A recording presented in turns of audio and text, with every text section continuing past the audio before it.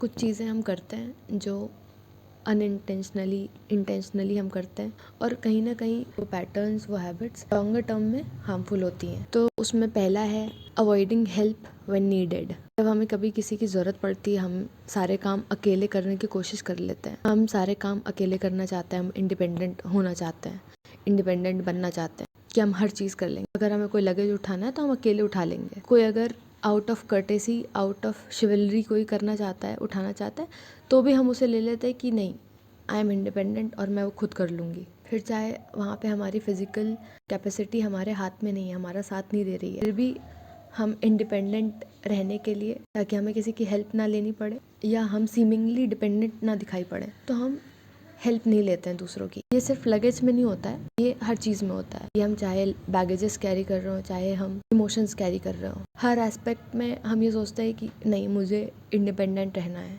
तो फिर I can't ask for help. और वो हेल्प हमें चाहे अपने करीबी से ही मांगनी हो, फिर भी हम झिझक में रहते हैं। जैसे जैसे हमारा स्टेटस डेवलपिंग से डेवलप्ड की ओर बढ़ेगा, वैसे वैसे हमारी जो स्पेसेस होंगी वो बिल्कुल सिकुड़ती रहेंगी, वो श्रिंक होती रहेंगी। और वैसे वैसे ना ही हम किसी क्लाइमेट का अनुभव कर पाएंगे, ना ही हम किसी वेदर का अनुभव कर पाएंगे। जैसे जैसे ये जो स्पेसेस होती है वो श्रिंक होने लगती हैं, हमारा टाइम, हमारा जो एक्सपोजर है सन में, हमारा एक्सपोजर है जो फ्रेश एयर में, साफ हवा में, वो कम होने लगता है। और वो अल्टीमेटली हमारे मूड को, हमारी एनर्जी लेवल्स को अफेक्ट करता है। और ज़्यादातर हमने यही पाया होगा कि अगर किसी क्लोज्ड स्पेस में बैठे हुए हैं, अपने रूम के अंदर बैठे हुए हैं, तो हम लो फील कर सकते हैं, हम बहुत ज़्यादा लो ऑन एनर्जी फील कर सकते हैं। इस समय तो विंटर्स हैं और आई फील कि अंदर बैठ कर के जो एनर्जी का ड्रॉप होता है वो बाहर जाकर जैसे ही हम धूप का एक्सपोजर पाते हैं वैसे ही हमारी एनर्जी बूस्ट हो जाती है, एनर्जी लेवल अप हो जाती है, मूड सही हो जाता है। धूप जो है वो सेरोटोनिन लेवल्स को इंक्रीज करती है। अगर हम लंबे समय तक क्लोज्ड स्पेसेस में बैठे रहेंगे, धूप नहीं लेंगे कि हमारी स्किन खराब हो जाएगी या फिर यूवी से बिल्कुल बच जाएंगे, तो उससे भी सीजनल अफेक्टिव डिसऑर्डर हो सकता है। तो जो पहले के लोग होते थे वो मोस्ट ऑफ द टाइम यही मैंने उन्हें बोलते हुए सुना है कि धूप में बैठो तो तुम ठीक महसूस करोगे, धूप में बैठो तो यू विल फील गुड। क्योंकि उनका पॉइंट भी इसलिए वैलिड था क्योंकि जो सर्कैडियन रिदम है उसको सनलाइट ठीक कर देती है, जो हमारी बॉडी की इंटरनल क्लॉक को सनलाइट रेगुलेट कर देती है, हमारे इम्यून सिस्टम को इम्प्रूव कर देती है। थोड़े कम टाइम के लिए सही, 20 मिनट ही सही, 10 मिनट ही सही, पर वो पूरा एक्सपोजर हम अपने आप को दें, इस डर से ना बैठ जाए कि हमारी स्किन खराब हो जाएगी। धूप ना मिलने से जो इफेक्ट होगा वो ज़्यादा होगा। सनस्क्रीन लगा के बैठ जाएं धूप में। बहुत टाइम तक हम इस गलत फहमी में रहते हैं, गलत एक परसेप्शन में जीते रहते हैं कि मैं पहले अपने करियर पे ध्यान दे लेती हूँ, मैं अपने पढ़ाई पे ध्यान दे लेती हूँ, जो इम्पोर्टेंट काम है उन पे ध्यान देते हैं, दिनचर्या के जो इम्पोर्टेंट चीज़ हैं उस पर ध्यान देते हैं, बाकी हॉबीज़ और खेलकूद तो सेकेंडरी चीज़ है। आई थिंक 8th-9th क्लास तक हम लोग को सबको आज़ादी रहती थी कि ठीक है जाओ खेलो और जो मर्जी वो करो। स्कूल से आने के बाद हमेशा यही रहता था कि बस क्लास वर्क करना है, होमवर्क करना है, असाइनमेंट करना है और थोड़ा बहुत टाइम हुआ तो बस टीवी देख करके बिता के बस सो जाना है, फिर अगले दिन अपनी वही नेक्स्ट दिनचर्या शुरू। और जैसे जैसे वो एज बढ़ती गई, जो जैसे जैसे क्लासेस बढ़ती गई, तो वो जो एक्टिविटी का एक्सपोजर था वो कम हो गया। और जैसे जैसे हमारे हॉबीज़ का, एक्टिविटीज़ का, खेलकूद का स्लॉट कम होने लगता है, वैसे वैसे मुझे लगता है जो बाकी सारे एस्पेक्ट्स में इरिटेशन होती है, डिग्रेडेशन शुरू हो जाता है, डाउनफॉल शुरू हो जाता है। और ये मैंने प्रैक्टिकली होते हुए देखा है। हमारी जो ह्यूमन वायरिंग वो ऐसी है ही नहीं।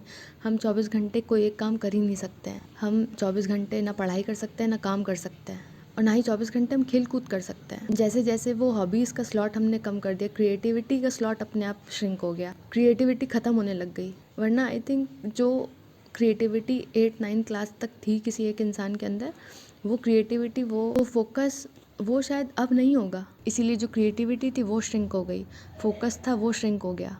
अगर कोई ये सोच रहा है कि बगैर किसी सोशल लाइफ के, किसी सोशल एक्टिविटी के बगैर, बगैर किसी हॉबी के वो प्रोडक्टिव हो सकता है, तो ऐसा बिल्कुल भी नहीं हो सकता है। अपना हॉबीज़ का, अपने पास टाइम जो हम काम करते हैं उसकी वैल्यू सिर्फ रेज्यूमे तक सीमित कर दी है। बहुत बार अगर हम गूगल सर्च करने बैठेंगे तो हमें यही मिलेगा, hobbies for resume, hobbies for putting in the CV। Majority of the लोग हॉबीज़ इसीलिए सर्च करते हैं। उसकी इतनी निम्न सी वैल्यू बना दी है, उस हॉबी की, उस पास टाइम की इतनी कम वैल्यू हो चुकी है हमारी लाइफ के अंदर। और अगर हम बोल रहे हैं कि हॉबीज़, हमारी स्क्रोलिंग अगर हमारी हॉबी है, तो स्क्रोलिंग हॉबी नहीं है। आज से 10 साल पहले मैंने देखा था लोगों को बोलते हैं कि web surfing is my hobby, तब हो सकती थी। अब नहीं हो सकती, क्योंकि अब हम पूरे टाइम वही करते हैं। उस समय वो हॉबी इसलिए हो सकती थी क्योंकि हम उस समय लिमिटेड टाइम सप्लाई करते थे उस हॉबी के अंदर, तब वो रिक्रिएशनल एक्टिविटी हो सकती थी। अगर हम बहुत ज़्यादा लो ऑन लाइफ फील करते हैं, हमारे पास एक स्टेबल हॉबी है जो हम परस्यू करते हैं, जो हम डेली करते हैं, भले हम उसके अंदर 5 मिनट भी लगाएं तो भी वो हमें अच्छा ही फील देती है। तो जब हम लो फील कर रहे होंगे तो वो हॉबी होगी जो हमें लगेगा कि हम हर चीज़ में तो फेलियर हैं, एटलीस्ट ये चीज़ है जो हमें एक सेंस ऑफ अकॉम्प्लिशमेंट दे रही है। बाकी चीज़ों में भले मैं हार रही हूँ, पर ये चीज़ तो ऐसी है जिसमें मैं जीत रही हूँ, जिसमें मैं कुछ बिल्ड कर रही हूँ। और हॉबीज़ या आर्ट सिर्फ अकॉम्प्लिशमेंट के लिए नहीं होती है, वो होता है जो हमें शायद बेटर फील कराए जब हम बहुत ज़्यादा लो ऑन लाइफ फील कर रहे हो। हमें एक स्टेटमेंट सोशल मीडिया पे पता लगता है, एक्स इंसान से वाई इंसान का ब्रेकअप हो गया, और हम क्या करते हैं, हम उस एक फैक्चुअल स्टेटमेंट से रिलेटेड 10 से 15 ऑन एन एवरेज वीडियोस देख लेते हैं पूरे दिन भर के अंदर। 2 मिनट की, 3 मिनट की, 4 मिनट की, 10 मिनट की, कैसी भी वीडियोस हो हम देख लेते हैं कि हम बहुत सोशल अवेयर ह्यूमन बींग्स हैं। तो हम उस एक स्टेटमेंट से रिलेटेड कोई भी पॉइंट, कोई भी फैक्ट हम मिस नहीं करना चाहते हैं। और एक टाइम के बाद फैक्ट सब सेम होते हैं, फिर भी वो बिल्डअप बनता रहता है, और इर्रेलेवेंट और अननेसेसरी इन्फॉर्मेशन हम कंज्यूम करते रहते हैं बगैर फिल्टर किए। फिर खोला उस पर भी सेम चीज़, इंस्टाग्राम खोला उस पर भी सेम चीज़, वेबसाइट खोली उस पर भी सेम चीज़, व्हाट्सएप खोला तो वहाँ पे और इमोशनल तरीके से, इंटरेस्टिंग तरीके से, इमोशंस में रैप करके, मसालेदार तरीके से वहाँ पे और रिप्रेजेंट किया गया, तो और इंटरेस्ट वहाँ पे जाग गया। हर सोर्स से, हर प्लेटफॉर्म से हम इंफॉर्मेशन ग्रैब करने की, अब्जॉर्ब करने की कोशिश करने लगते हैं। तो ये क्या है? ये है ओवरलोड ऑफ इंफॉर्मेशन। और प्रोफेशनल सेटअप में टीम्स पे भी वही बात हो रही है, ईमेल्स पे भी वही बात हो रही है, गूगल चैट पे भी वही बात हो रही है, रिपोर्ट्स में भी वही लिखना है। हर जगह पे सेम चीज़ को तोड़ मरोड़ के, बगैर किसी क्लियर स्ट्रक्चर के हम कंज्यूम करते रहते हैं, बगैर फिल्टर किए हम सब कंज्यूम करने लगते हैं, चाहे वो सच हो, झूठ हो, फैक्ट हो, ना हो, सब कंज्यूम हो रहा है।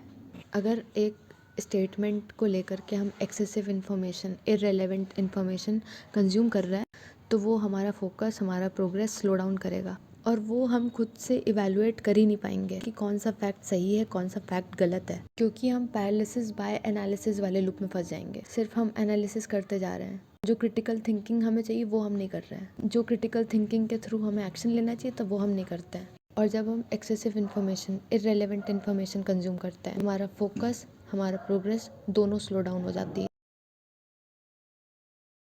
जब भी हमारी लाइफ के अंदर डाउन टाइम चल रहा होता है, जब हम हाई ऑन स्ट्रेस होता है, हाई ऑन इमोशनल चैलेंजेस होते हैं, तब हम कुछ प्री सेट कोपिंग मैकेनिज्म्स अपने लिए आजमाते हैं, और वो बिल्कुल प्री सेट होते हैं। Under eating, over eating, scrolling, venting, और या तो एकदम आइसोलेशन में पहुंच जाएंगे या फिर बिल्कुल विड्रॉल मोड में चले जाएंगे, क्योंकि ये सब कोपिंग मैकेनिज्म्स हमें इमीडिएट रिलीफ देते हैं, तुरंत इनका असर दिखता है हमें। फिर चाहे वो जो आफ्टर इफेक्ट्स हों उस कोपिंग मैकेनिज्म के, वो बहुत ख़राब भी हो सकता है, फिर भी हम उन कोपिंग मैकेनिज्म्स को अपना लेते हैं। तो इसीलिए कोपिंग मैकेनिज्म का डाइवर्स होना ज़रूरी है। सिर्फ वेंटिंग से काम नहीं चलता है कि हमें कोई चाहिए ताकि हम वेंट कर सकें, सिर्फ ओवर ईटिंग से, अंडर ईटिंग से काम नहीं चलता है, सब्सटेंस अब्यूज़ से काम नहीं चलता है, क्योंकि कई बार हेल्दियर जो कोपिंग मैकेनिज्म्स होते हैं वो हमें नहीं पता होते हैं।